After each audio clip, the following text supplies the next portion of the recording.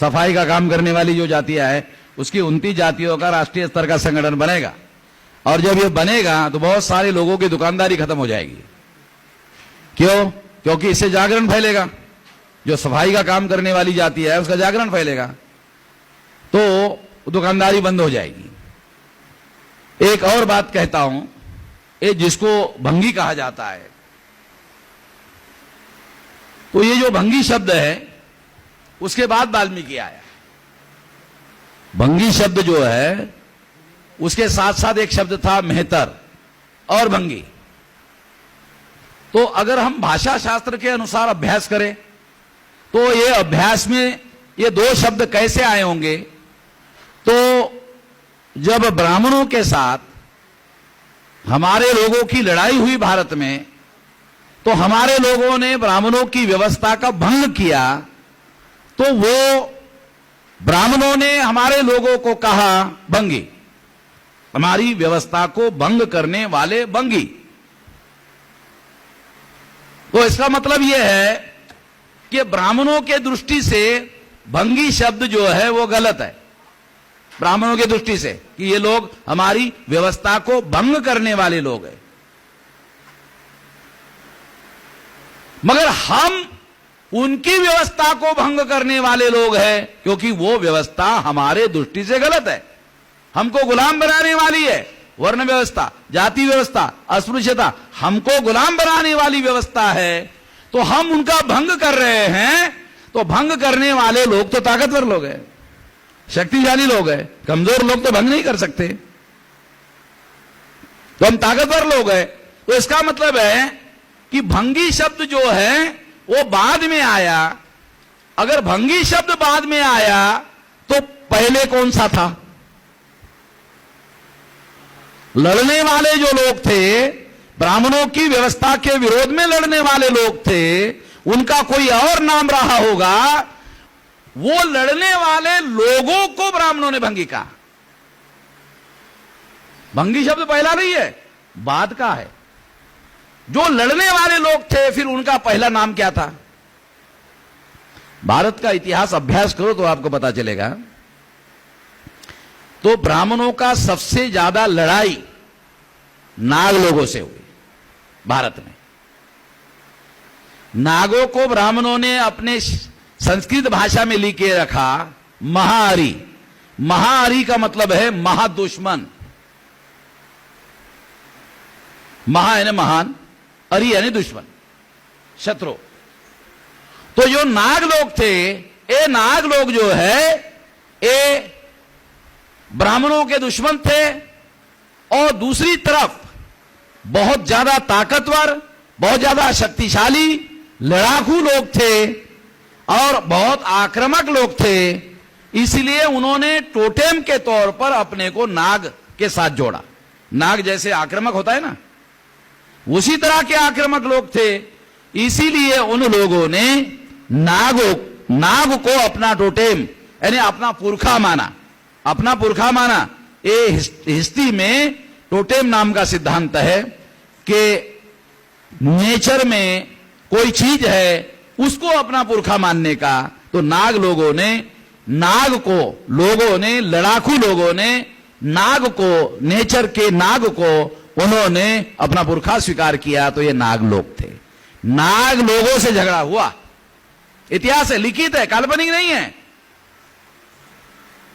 और आप वाल्मीकि जातियों में आप लोग एक बात देखेंगे, सारे देश भर में मार्शल लोग हैं। अभी बराबर है? उठ के खड़े हो जाओ, खड़े हो जाओ तो बराबर है ना? मार्शल लोग हैं। पंजाब में, हरियाणा में जो सड़क पर आ जाते हैं सब बंद हो जाता है। रिजर्वेशन विरोधी आंदोलन चल रहा था चंडीगढ़ में। इन लोग झुंड बनाकर, वो आंदोलन करने वाले लोग थे, वहां कैंप लगाकर बैठे थे। जब ये घुसे तो कैंप फैम उखाड़ फुखाड़ करके सब खत्म हो गया। मार्शल लोग हैं ये जो। तो इसका मतलब यह है कि भंगी उनको कहा गया जो नाग थे। नाग कौन है? तो नवल वियोगी का जो पंजाब के आर्कियोलॉजिकल डिपार्टमेंट के डिप्टी डायरेक्टर है, किताब पढ़ो, the Nagas the ancient ruler of the country, the Mauryas. ये जो नाग लोग है, मौर्य नाग लोग थे, तो आज ये नाग लोगों की हजारों जातियां हैं, एक दो नहीं, हजारों जातियां हैं। महाराष्ट्र में नाग पंचमी का त्योहार है और महाराष्ट्र के नाग पंचमी के दौरान ग्रामीण महाराष्ट्र में सारे महाराष्ट्र के लोग नाग पंचमी का त्योहार मनाते हैं। आप लोगों को पता है कि नहीं पता, मालूम नहीं। जब कौरवों ने पांडवों को सुई के अग्रभाग पर टिकने वाली जमीन देने के लिए इनकार किया, तो वो वहां से निकलकर इंद्रप्रस्थ गए। महाभारत में लिखा हुआ है, इंद्रप्रस्थ गए, और इंद्रप्रस्थ नागभूमि थी।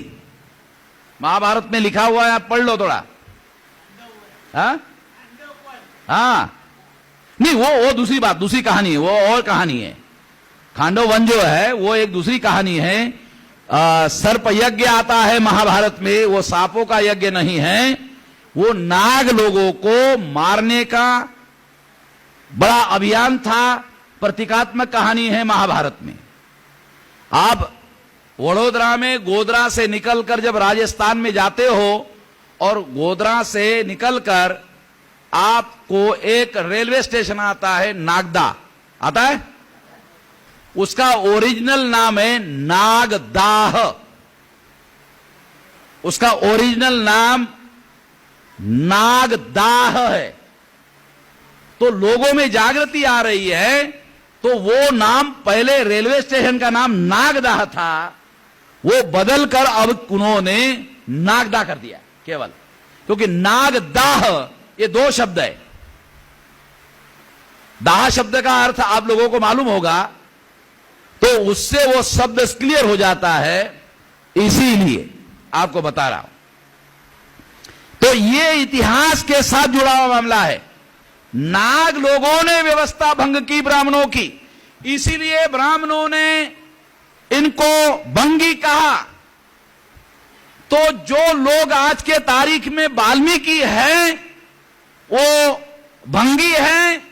गौरव की बात है कि उन्होंने ब्राह्मणों की व्यवस्था को भंग किया। मगर वाल्मीकियों को भंगी कहो तो वो मरने मारने के लिए, पीटने के लिए उतारू हो जाते हैं। जो गौरव की बात है, वो उसने पिंड छुड़ाने की कोशिश की, और वाल्मीकि शब्द अमीचंद शर्मा नाम का जो ब्राह्मण था, उसने इन लोगों के साथ जोड़ा। अमीचंद शर्मा ये आर्य समाजी था, उसने खुद एक किताब लिखा है। उस किताब में खुद लिखा कि ये जो वाल्मीकि है रामायण वाले, ये तुम्हारे जाति गुरु नहीं हैं, ये तुम्हारे धर्म गुरु है।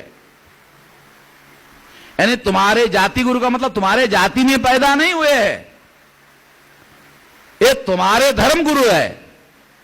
अब रामायण लिखने वाले लोगों का जो धर्म है, वो ब्राह्मणों का धर्म है।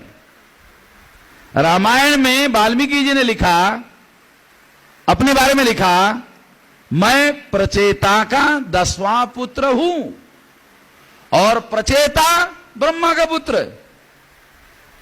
आपको पता है प्रचेता ब्रह्मा का पुत्र है। और अगर प्रचेता ब्रह्मा का पुत्र है, ऐसा वाल्मीकि जी ने उधर लिखा, प्रचेता ब्रह्मा का पुत्र। प्रचेता ब्राह्मण का पुत्र नहीं, बैर एक ब्रह्मा का, इधर उधर आड़ा टेढ़ा नहीं। तो इसका मतलब यह है कि जिन्होंने ये नाम जोड़ने की कोशिश की, वो आपका इतिहास बदलना चाहते हैं। वो इतिहास क्यों बदलना चाहते हैं? क्योंकि आपकी विरासत बदलना चाहते हैं। आपकी विरासत क्यों बदलना चाहते हैं? क्योंकि आपकी विरासत महान है। कहीं पढ़े लिखे होने के बाद कहीं आप अपने विरासत के साथ ना जुड़ जाओ। इसलिए ये सारी की सारी साजिश हो रही है, षड्यंत्र हो रहा है। ये साजिश और षड्यंत्र समझने की जरूरत है, तब कहीं जाकर के आप अपने इतिहास के साथ जुड़ सकते हो। और विरासत के साथ जुड़ने का जानते हो फायदा क्या होता है? विरासत के साथ जुड़ने से माथा चौड़ा हो जाता है, मनोविज्ञान बदल जाता है। और ब्राह्मणवाद से जुड़ने से भी मनोविज्ञान बदलता है। ब्राह्मणवाद के साथ जुड़ने से मानसिक गुलामी आती है, और मानसिक गुलामी जिसके पास आती है, अगर वो पहलवान भी हो तो भी वो लड़ने लायक नहीं रहता है। क्योंकि आदमी केवल शारीरिक शक्ति से नहीं लड़ सकता, मनोबल भी चाहिए लड़ने के लिए। केवल शारीरिक शक्ति से नहीं लड़ सकता, मनोबल चाहिए। और मनोबल एक मानसिकता है, वो इधर उधर से उधार से नहीं आती है, वो आपके विरासत से आती है।